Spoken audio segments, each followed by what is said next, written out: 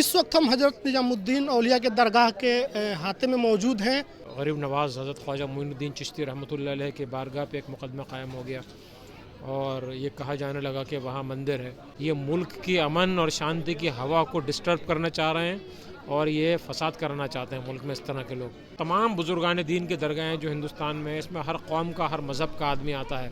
हिंदुस्तान की गंगा जमनी तहज़ीब ये आपको सिर्फ़ इन दरगाहों पर मिलेगी।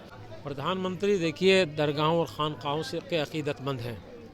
ऑनरेबल प्राइम मिनिस्टर जनाब नरेंद्र मोदी साहब, उनसे हम अपील करेंगे कि आप तो औलिया इकराम को मानने वाले हैं, सूफ़ी संतों पे आस्था रखने वाले हैं, तो आप भी इस बात का ख्याल रखें और कोशिश कि इस तरह के शरपसंद लोग किसी भी तरह की नफ़रत का माहौल हिंदुस्तान में ना फैलाने पाएँ। ये हमारी उनसे अपील है।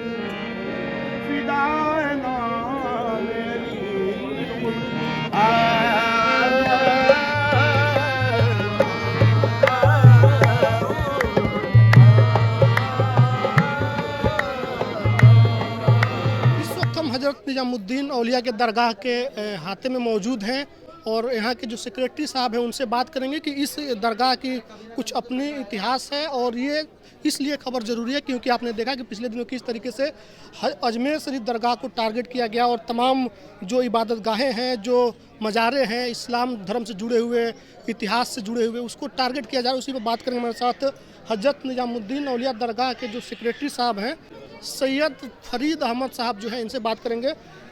हजरत, आपने समय दिया, आपका बहुत शुक्रिया, इतने बिजी शेड्यूल में आपने समय दिया। क्या कहेंगे जिस तरीके से लगातार मुस्लिम धर्म स्थलों को, इबादत गाहों को निशाने पर लिया गया है और अब अजमेर साहब दरगाह पर भी ये सब हमला आ गया? देखिए, बहुत ही परेशान कुन और तकलीफ़ दह बात है कि पिछले कुछ दिनों से हम देखते आ रहे हैं कि एक अजीब व गरीब हिंदुस्तान में एक माहौल बना हुआ है, कुछ लोगों ने बना दिया है और कुछ शरपसंद लोग ये चाहते हैं कि मुस्लिम इबादत गाहें जो हैं, मुस्लिम मसाजिद हैं और दरगाहें हैं, उनको निशाना बनाया जाए। अभी संभल का वाक़या हमारे सामने हुआ और ये देखने को मिला कि बहुत जल्दबाजी में एक फ़ैसला दे दिया गया जिससे इंतशार पैदा हुआ लोगों में। वहाँ से अभी हमारा ध्यान हटा न था कि गरीब नवाज़ हज़रत ख्वाजा मोइनुद्दीन चिश्ती रहमतुल्लाह अलैह के बारगाह पे एक मुकदमा कायम हो गया और ये कहा जाने लगा कि वहाँ मंदिर है।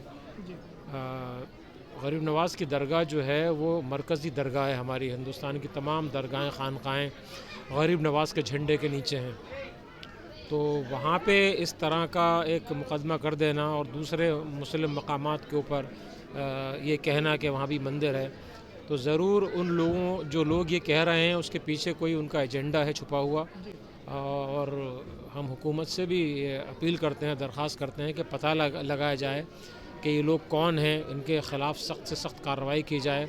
ये मुल्क की अमन और शांति की हवा को डिस्टर्ब करना चाह रहे हैं और ये फसाद करना चाहते हैं मुल्क में इस तरह के लोग।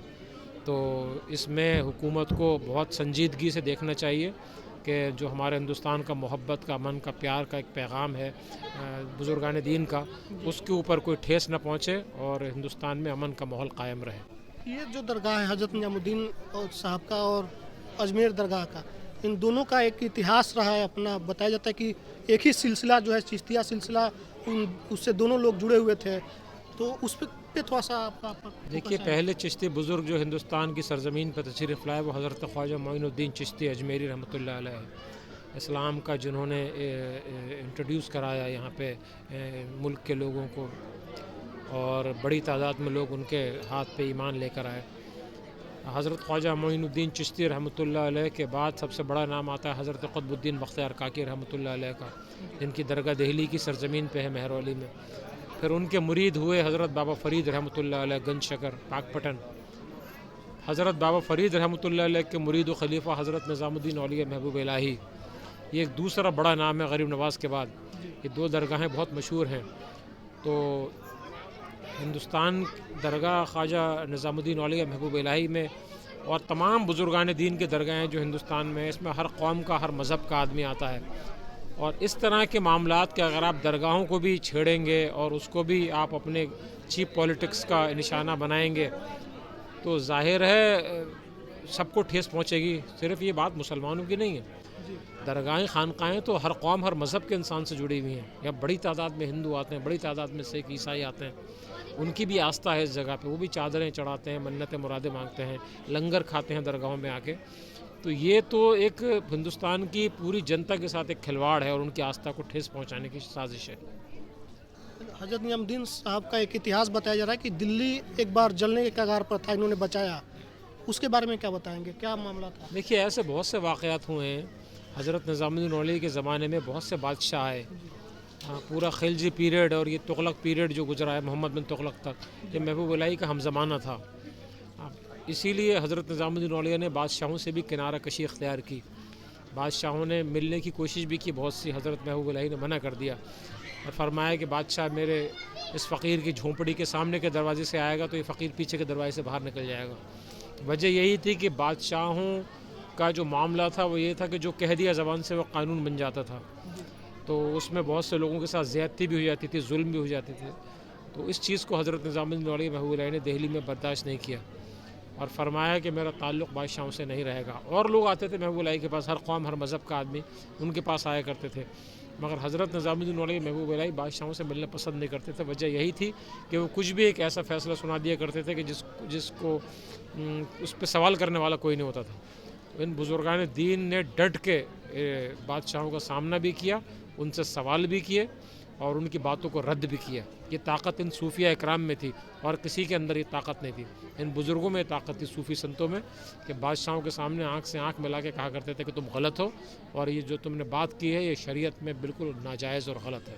کیا یہاں پر کوئی دھرم کو لے کر کے ریسٹرکشن ہے، کسی کو روکا جاتا ہے، کسی کو ٹوکا جاتا ہے؟ درگاہوں میں تو دیکھیے آپ غریب نواز کے آستانے میں جائیے، حاجی علی میں آئیے، حضرت محبوب الہی میں آئیے، یہاں تو ہر قوم کا ہر مذہب کا آدمی آپ کو نظر آئے گا بے شمار. ابھی بھی آپ دیکھ لیجیے کتنے ہندو بھی ملیں گے، سکھ بھی ملیں گے، پارسی بھی ملیں گے، جین بھی ملیں گے، امیر غریب بادشاہ بھکاری اچھے برے سبھی درگاہوں سے جڑے ہوئے ہیں. وجہ یہی کہ سب کی منتیں مرادیں یہاں سے پوری ہوتی ہیں اور یہاں پہ لنگر کرتے ہیں.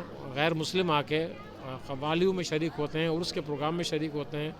تو یہ تو اس بات کی ہندوستان کی گنگا جمنی تہذیب یہ آپ کو صرف ان درگاہوں پہ ملے گی، نہ کسی مسجد میں، کسی مندر میں، کسی گرجا میں نہیں.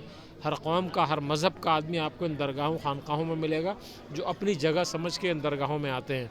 تو یہ تو لوگ نشانے پر کیوں ہیں؟ میں نے کہا نا ایک چیپ پبلسٹی کا ایک چیپ پبلسٹی اسٹنٹ ہے اور کچھ نہیں. اپنے آپ کو شاید نمایاں کرنا چاہتے ہیں کچھ لوگ اس چیز کو لے کے کہ درگاہوں خانقاہوں کو بھی نشانہ بنایا جائے. درگاہیں ہمیشہ سے سیاست سے الگ رہی ہیں، پولیٹکس سے کوئی تعلق نہیں رہا. ہر طرح کا شخص، ہر پارٹی کا آدمی درگاہ میں آتا ہے، ہر قوم کا آدمی. ہم تب سب کے لیے دعائیں کرتے ہیں، سب کے لیے ہم خیر خواہ ہیں، سب کے شبھ چنتک ہیں ہم لوگ. تو ہمارا تو کسی پارٹی سے اور کسی گروہ سے تعلق نہیں ہے. ہم تو سب کا خیر مقدم کرتے ہیں، کوئی بھی آئے سب کا استقبال ہے درگاہ میں. تو شاید یہ بات کچھ لوگوں کو ناگوار گزر رہی ہے کہ کیوں سب لوگ جڑے ہوئے ہیں ان لوگوں سے، تو اسی لیے اب انہوں نے درگاہوں کو نشانہ بنانا شروع کر دیا. محبت کے میسے سے کچھ لوگوں کو دقت ہے. بالکل، درگاہوں کا تو پیغام یہ ہے کہ محبت سب سے، نفرت کسی سے نہیں. تو یہ کچھ لوگوں کو کھلتی ہے بات، اسی لیے وہ درگاہوں کو بھی اپنی نفرت کا ایک ٹارگٹ بنانا چاہتے ہیں. حضرت نظام الدین اولیا تو سب کے ہیں، پورے دلی کے ہیں. سب کے ہیں. محبوب الہی کے آستانے میں تو اس وقت ان کے خانقاہ میں ہر قوم کا ہر مذہب کا آدمی آتا تھا. حضرت محبوب الہی تو یہ بھی کہا کرتے تھے کہ آنے والے کی ذات، اس کا دھرم، اس کی برادری نہ پوچھو، صرف آنے والے سے یہ پوچھو کہ اس کی تکلیف کیا ہے، وہ کیوں آیا ہے. اور جو شخص آئے، حضرت کہا کرتے تھے اپنے مریدوں سے، جو شخص تمہارے پاس آئے اس کا مذہب جانے بنا، اس کی ذات جانے بنا تم یہ پوچھا کرو کہ وہ تم سے کیا چاہتا ہے. اگر اس کی فائنینشیل مدد کر سکو تو کرو، کچھ مال سے مدد نہیں کر سکتے ہو تو اس کو کم سے کم بھوکا ہوگا کھانا کھلا دو. کھانا نہیں کھلا سکتے تو کم سے کم اسے پانی پلا دو. اور حضرت یہاں تک بھی کہا کرتے تھے کہ اگر تم پانی بھی نہیں پلا سکتے کسی کو تو اس سے مسکرا کے بات کر لو، اس کے دل کو تسکین پہنچے گی. پتہ نہیں کون سا ٹوٹا ہوا دل لے کے تمہارے پاس آیا ہے. جی فرید صاحب، یہ جاننا چاہیں گے کہ یہ جو درگاہ شریف ہے اس کے اگل بغل میں ہزاروں دکانیں ہیں، ہزاروں لوگوں کا پریوار چل رہا ہے، کیا اس میں صرف مسلمان لوگ ہیں، ایک دھرم کے لوگ ہیں، یا سبھی لوگ ہیں؟ نہیں، دیکھیے بستی حضرت نظام الدین جو ہے اس میں تو اور لوگ بھی رہتے ہیں، خالی مسلمان نہیں. کتنے لوگوں کا پریوار چل رہا ہے یہاں سے؟ وہ بے شمار ہے. دیکھیے یہاں پہ تو آپ ادھر چلے جائیں، ریسٹورینٹس ہیں، ہوٹلز ہیں، ٹریول ایجنسیز ہیں، گیسٹ ہاؤسز ہیں. جتنے لوگ درگاہ حضرت نظام الدین اولیاء میں آتے ہیں وہ رہتے بھی ہیں. تو درگاہ شریف سے تو بہت سے لوگوں نے اللہ نے ایک ذریعہ بنا دیا ہے ان لوگوں کا. یہاں سے منسلک ہیں یہ لوگ اور ان کا خاندان کے خاندان پل گئے.